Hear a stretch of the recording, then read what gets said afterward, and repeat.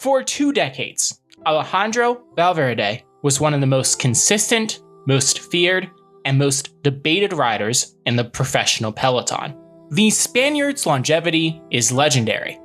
133 career victories, an overall win at the Vuelta a España, monuments like Liège-Bastogne-Liège and Flèche-Wallonne, and countless stage race triumphs. Cycling Ranking lists him as the 3rd most successful cyclist in history. At the World Championships, he was an almost permanent fixture. 7 medals across his career, more than anyone else. Yet for years, the rainbow jersey eluded him. He'd stand on podium after podium, collecting silvers and bronzes, until finally, deep into his late 30s, he seized the one win that had haunted him for over a decade. But why did it take so long? How could a rider with his skill set, a punchy climber, a lethal sprinter from a reduced group, one of the great tacticians of his era, fail so many times when the rainbow stripes seemed perfectly within reach? To understand that, we need to go back to 2003, when a young Valverde first appeared on the world's podium. But first, let's address the shadow that followed him throughout his career. Valverde was implicated in Operation Puerto, the massive Spanish blood doping scandal. He was eventually banned for 2 years from 2010 to 2011 before returning in 2012. The question of whether that gave him a lasting advantage will always hang over his career. But this story isn't about bans or blood bags. This story is about the pursuit of the rainbow jersey.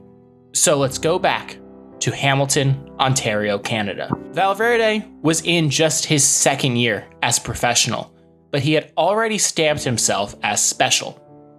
7 wins, including 2 stages at the Vuelta, plus 3rd overall at his home Grand Tour. He was still technically a support rider for Spain, but everyone knew Valverde was different. The course was brutal, 21 laps of a 12.4 kilometer circuit, featuring 2 climbs each lap. Astarloa, another Spaniard, launched the winning move on the final ascent and took a famous solo victory. Behind, Valverde won the reduced bunch sprint for a 2nd, his first world's medal, and at 23 years old, it was clear that this wasn't a one-off. Spain had a new weapon. 2 years later, the World Championships came to Madrid. A home race, but not a home course for Valverde. The profile heavily favored the sprinters: Alessandro Petacchi, Eric Zabel, Tom Bonin. Few expected Valverde to even feature.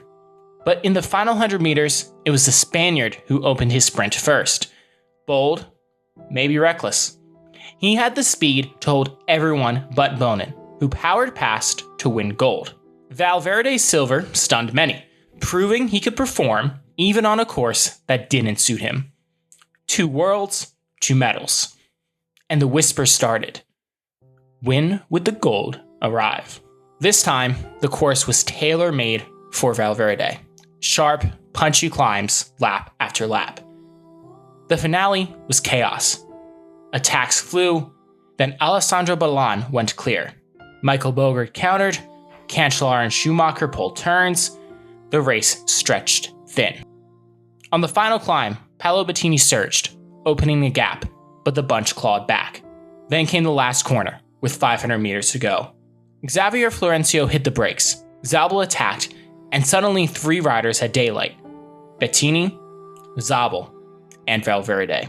It should have been Valverde's moment, but he launched too early, couldn't carry the speed, and watched Bettini storm past for the win. Zabel grabbed silver, Valverde settled for bronze. 3 worlds, 3 medals. Still no jersey. In 2007, Valverde almost didn't even start the race.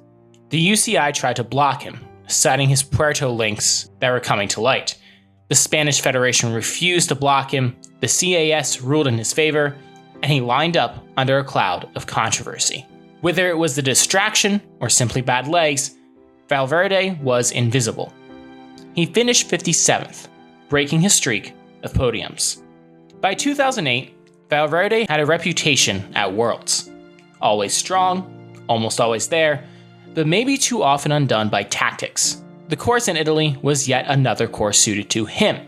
237 meters of climbing per lap, repeated 15 times. Yet the Spanish team miscalculated, missing the crucial move. Valverde once again rode in with the second group, well outside the top 10. Another World Championships, another failure. In 2009, Valverde arrived as one of the favorites in Australia, fresh off winning the Vuelta. Spain had numbers, they had Rodriguez, Sanchez, Valverde. They controlled the finale. But when Cadel Evans attacked, the team hesitated. Rodriguez looked for help, Valverde sat on.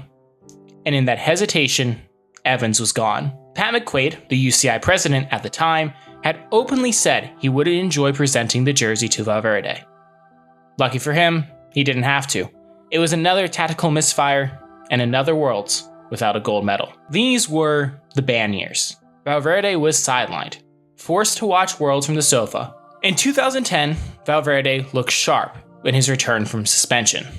The Worlds course mirrored the Amstel Gold Race, finishing just past the Kahlberg, his kind of finale.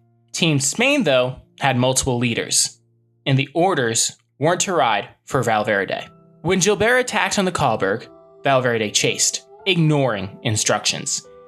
He couldn't catch him, but Valverde still managed bronze. Was it selfish? Probably. Was it the right call? Probably. In the strange politics of national teams, sometimes you have to choose between loyalty and opportunity. In 2013, it was a savage course in Florence, rain-slicked and brutal. Spain again had strength in numbers. In the finale, Puerto Rodriguez attacked, Nibali chased, and Valverde marked. Then Rui Costa slipped across the gap. Valverde stayed on Nibali's wheel. Costa pounced, won the sprint, and took Portugal's first world title. Rodriguez wept in second place. Valverde, stoic on the podium with another bronze. 5 Worlds podiums, still no gold. 2014 brought the race back to Spain, back with hope. But at 34, Valverde was no longer a young talent. Critics were sharp. Cycling News wrote, quote, "To miss out on gold once is unfortunate. To do so 5 times is careless." The race itself was simple. Michał Kwiatkowski attacked late, held the gap, and behind him, Valverde managed bronze. His 6th world medal. His 6th heartbreak. In 2015, the course didn't suit Valverde.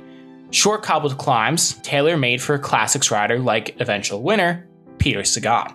Valverde still finished 5th. Close, but not quite. In 2016, Spain left him home because the course was flat. In 2017, he fractured his kneecap at the Tour de France and never recovered in time for Worlds. And so, we arrive at Innsbruck, Austria in 2018. A brutal, mountainous course with nearly 5,000 meters of climbing, including the infamous Hell Climb, 3 kilometers at over 11%.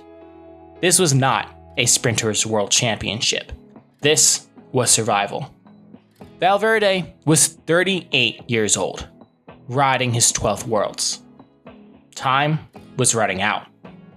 But when the race exploded on the climb, he was still there. Michael Woods attacked. Romain Bardet followed. Valverde held steady, and Tom Dumoulin clawed back. 4 riders left, with 1 lap to go. Dumoulin tried a late ambush, but it would come down to a sprint. And if it came down to a sprint against Alejandro Valverde, there is only ever going to be one outcome. He launched his sprint, held it, and finally, after 15 years, after 6 medals, after endless near misses, Valverde crossed the line in the rainbow jersey. His face crumpled. "This is the victory that I have longed for. I have been chasing it forever, and I have got 6 medals, but I could never take the gold. Finally getting it feels incredible." The following year, in the jersey, he struggled, but it didn't matter. The curse was broken, and the endless hunt was over. Valverde's world story is one of brilliance and frustration, of tactical errors and sheer persistence. 7 medals, 1 jersey. A career defined as much by what he almost won as by what he finally did.